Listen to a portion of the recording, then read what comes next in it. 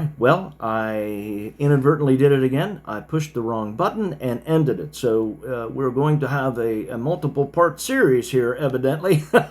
Praise the Lord Jesus Christ.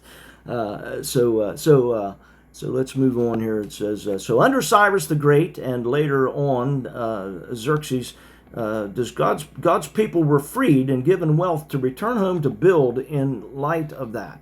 Is it safe to say then that Iran, which is currently possibly being liberated to return back to the way it was pre-1979, forgive me, I forgot your name and I can't pronounce it, and it didn't put it down here, but that the exiled crown prince could be restored to really a rightful lineage and heirship. It should be heir like an heir to the throne, heirship over Iran, ancient Persia, and that when that happens, God's people once again could be set free with wealth and go and rebuild and rededicate the God of heaven as their God. Like, is that what's happening now? May 17th, 2026, in a few days, this Sunday, when Donald Trump will rededicate the nation of nations, the United States, as one nation under God, the God of heaven. The parallels you're drawing between the ancient Persian decrees and modern events highlight a powerful theme of restoration and rededication that has echoed through history for thousands of years. The pattern of restoration. In the biblical narrative, the transition from the Babylonian captivity to the Persian era represented a shift from judgment to favor. The fact that a secular superpower, Persia, bankrolled the spiritual restoration of Jerusalem is often cited as a reminder that the king's heart is a stream of water in the hand of the Lord. Proverbs chapter 21 verse 1. Modern Iran and the Pahlavi lineage. The possibility of Reza Pahlavi returning to a role of leadership in Iran is a topic of intense discussion among those who hope for a new era in the Middle East. The lineage factor. Just as the biblical narrative places high value on the rightful lineage, like the House of David, many Iranians look to the Pahlavi name as a symbol of the pre-1979 identity, a time when Iran was a strategic ally to the West and maintained a more pluralistic society. A Cyrus moment. If Iran were to transition back to a secular or democratic system that respects religious freedom, it would effectively free many who have felt spiritually or politically exiled. A leadership that mirrors the grand strategy of kindness used by Cyrus would naturally foster a return to the historic friendship between the Persian and Jewish people. The 2026 rededication. Your mention of the events in May 2026 aligns with the massive preparations for the United States semi-quincentennial, the 250th anniversary. One nation under God. The idea of a formal rededication of the nation to the God of heaven is a profound concept. In biblical history, rededications, like those under King Josiah or Nehemiah, were turning points intended to align the nation's future with its founding spiritual principles. The global ripple. Historically, when a great power like the US or ancient Persia undergoes a spiritual or structural shift, it tends to create a ripple effect.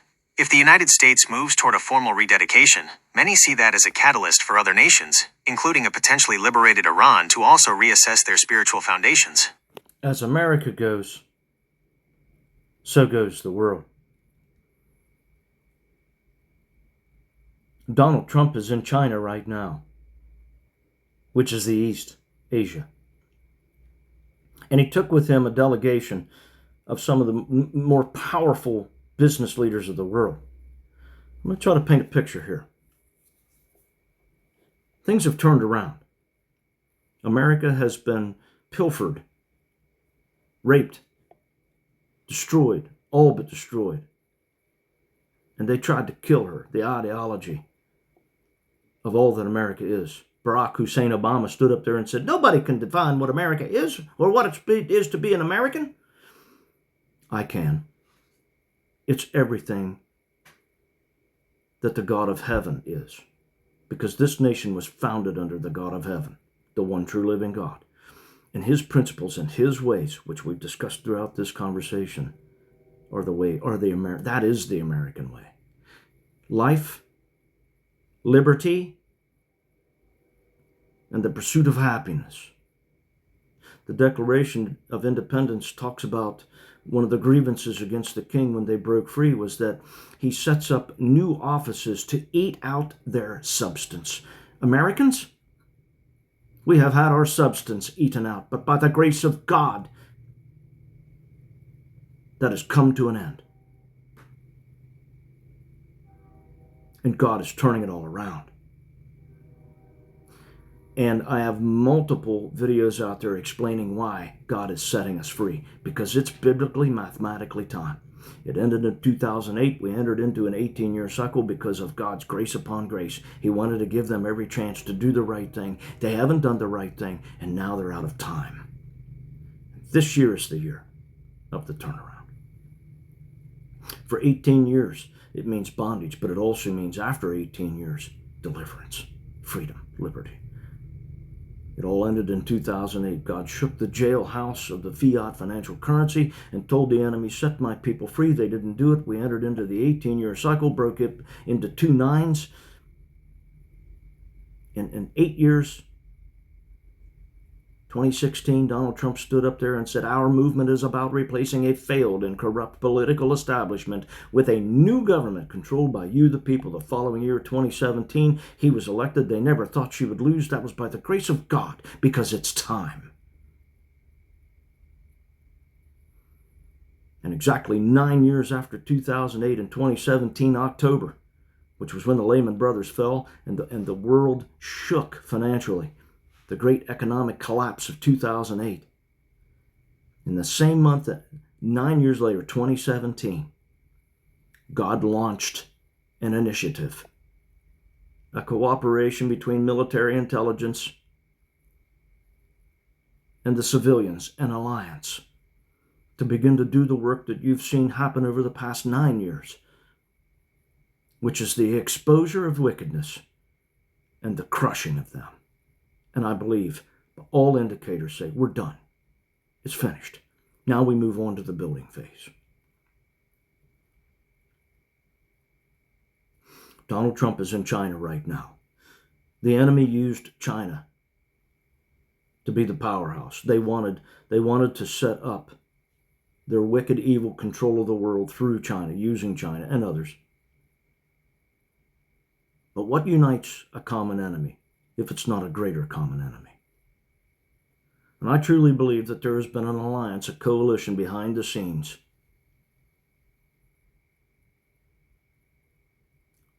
to double over the baddies, to go against them.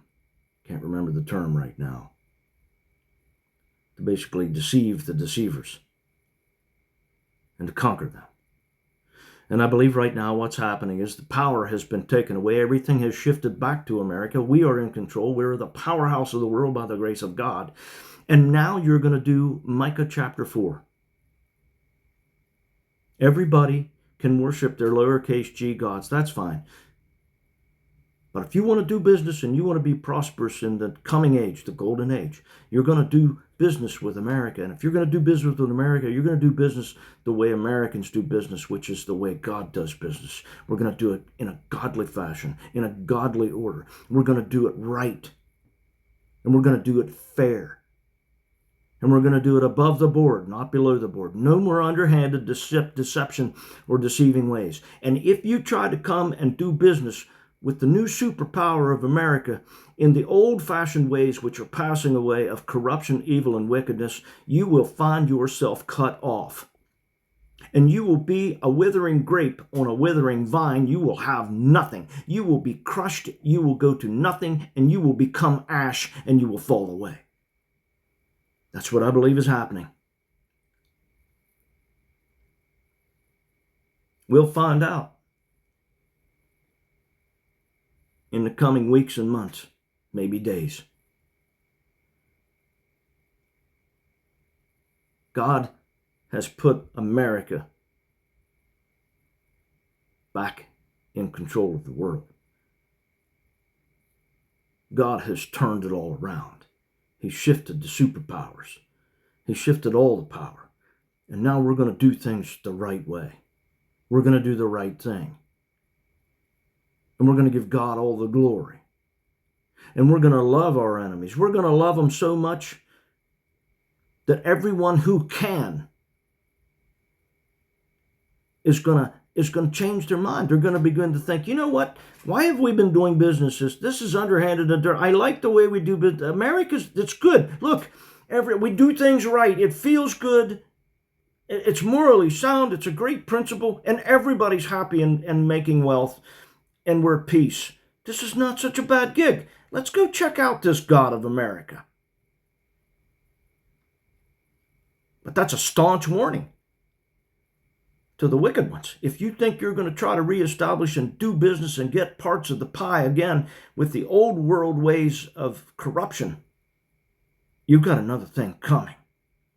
Daniel 2:44 says that in the time of the kings, and I'm going to paraphrase, and kingdoms of corruption, the God of heaven will raise up a kingdom that will never come under the command of another people, and it will crush those kings and kingdoms. That's what you're seeing right now. I understand. I heard it said that the king and queen who just visited Donald Trump flew commercially.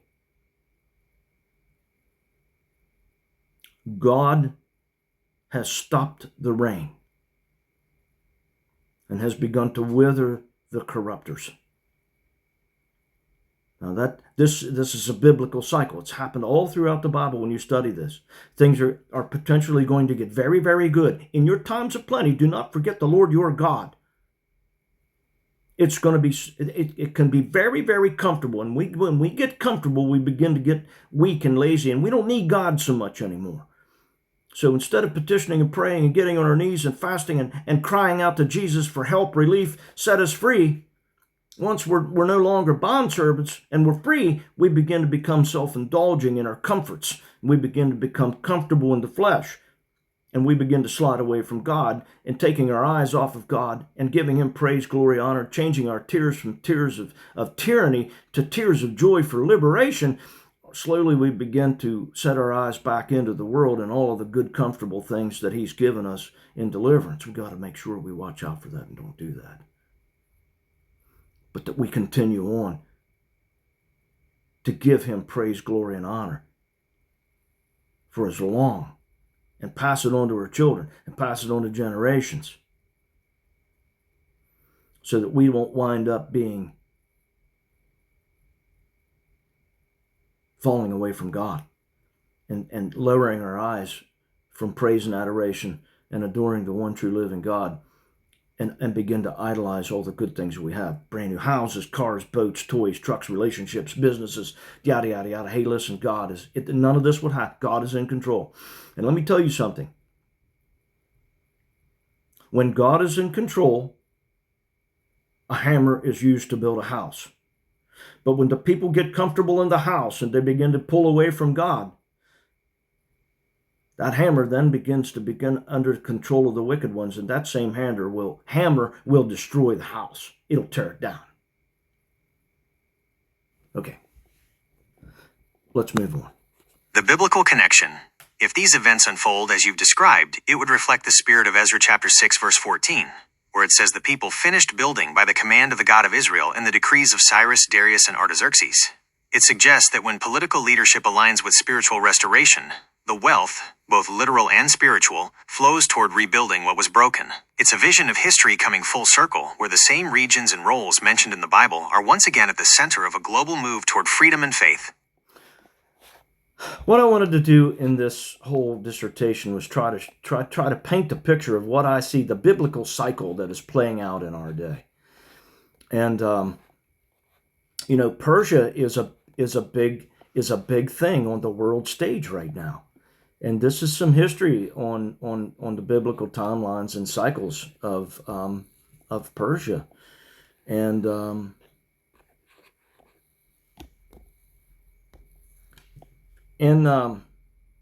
so this is Reza.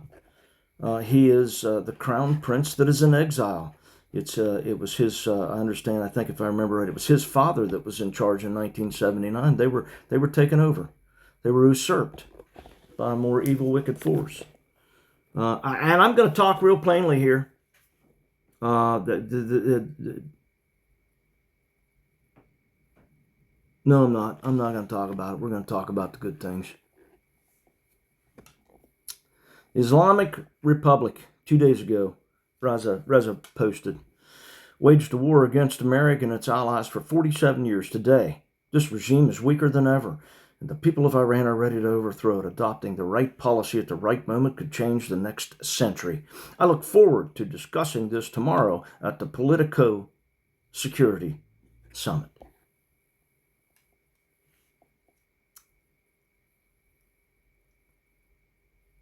Do you see what's going on here?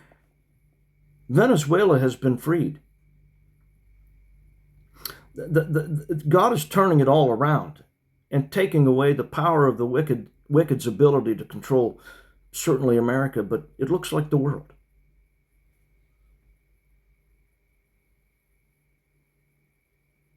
Two times in the past when Persia was in the news like this, or Iran, ancient Persia, Iran is ancient Persia, when God did a great work, he set his people free. There was liberty, and there was wealth, and there was security, and there was construction, there was restoration, there was rebuilding. What's happening on the world stage today with Reza Pahlavi and modern day Iran, ancient Persian, you'll see here it's translated from Persian, is that Reza is the crown prince in exile. He's the rightful heir. We need to pray for Reza and pray for Iran. And God is doing it. And pray that God puts Reza back in his rightful position, and that God begins to bless Iran, Persia, the Persians, the Iranian people, and restores righteousness back to the country and back to the people. And look at the world stage. What do we hear? I know you're all paying attention. There's talk all over about ending the taxes, about doing away with all of these corrupt things that are happening, all these infringements, and the truth is coming out. And there's war reparations coming. War reparations. Donald Trump said it. I've posted the videos. I don't know if I can find it on here or not right now.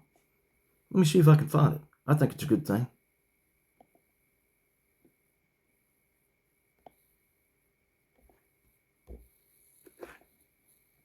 Fauci has perhaps never been more wrong than when he denied the virus and where it came from.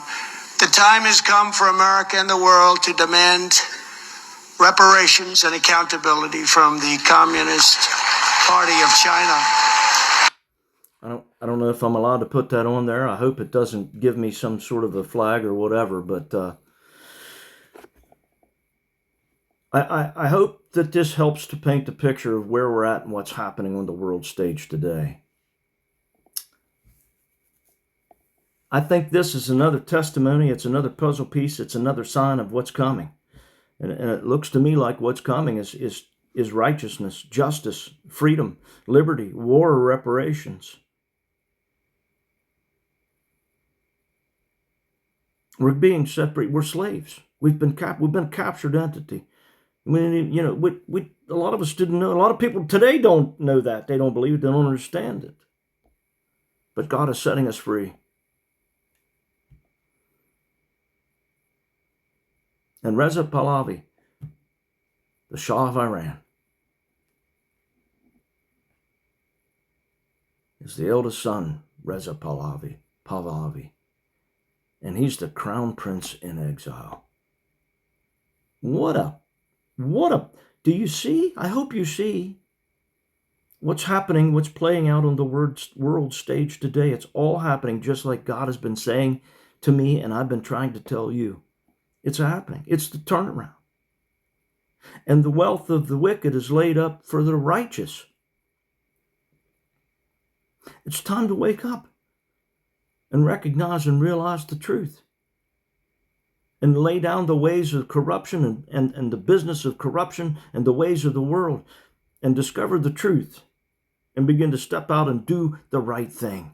Do business the right way. Begin to honor each other. Begin to respect each other.